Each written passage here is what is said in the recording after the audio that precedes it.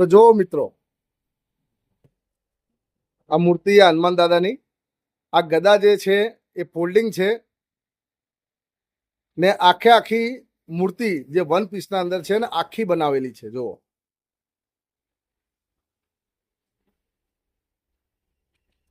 Hello દોસ્તો, સ્વાગત છે તમારું અમારા રોહિત પરેશા બ્લોગના અંદર.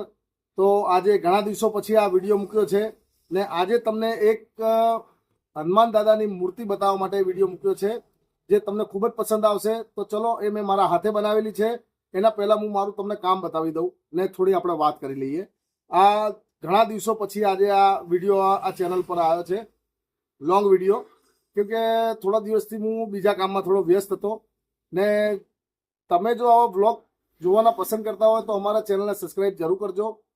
ને આ વિડીયો તમને ગમે ને હનુમાન દાદાની મૂર્તિ તમને કેવી લાગી એ કોમેન્ટ કરીને જરૂર બતાવજો. ને તમે મૂર્તિ ગમી હોય તો તમે આ વિડીયોને લાઈક જરૂર કરજો. તો ચલો, હું તમને પહેલાં એનું કામ બતાવું ને પછી હું તમને હનુમાનજીની મૂર્તિ બનાવીશ. તો વિડીયોમાં બન્યા રહેજો એન્ડ સુધી, તમને ખૂબ જ મજા આવશે.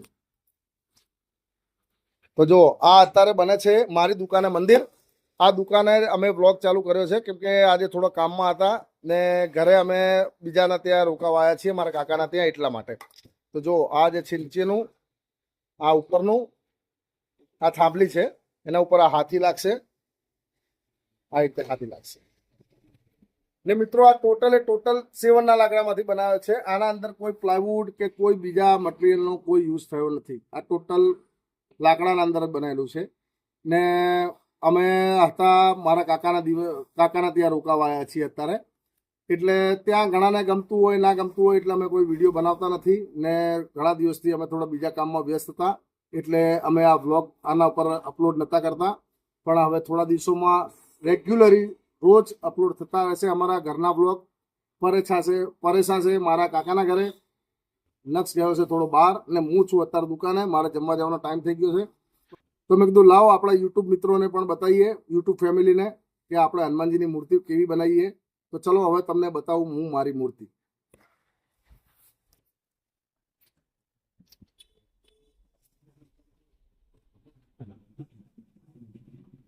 તો જો મિત્રો, આ મૂર્તિ હનુમાન દાદાની, આ ગદા જે છે એ ફોલ્ડિંગ છે ને આખી મૂર્તિ જે વન પીસના અંદર છે ને આખી બનાવેલી છે. જુઓ,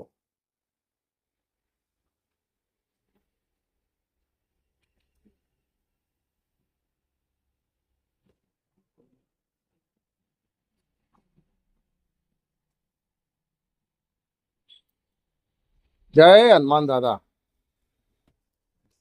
તો મિત્રો, આ મૂર્તિ તમને કેવી લાગી એ કોમેન્ટ કરીને જરૂર બતાવજો. હું તમારા કોમેન્ટની રાહ જરૂર જોઈશ.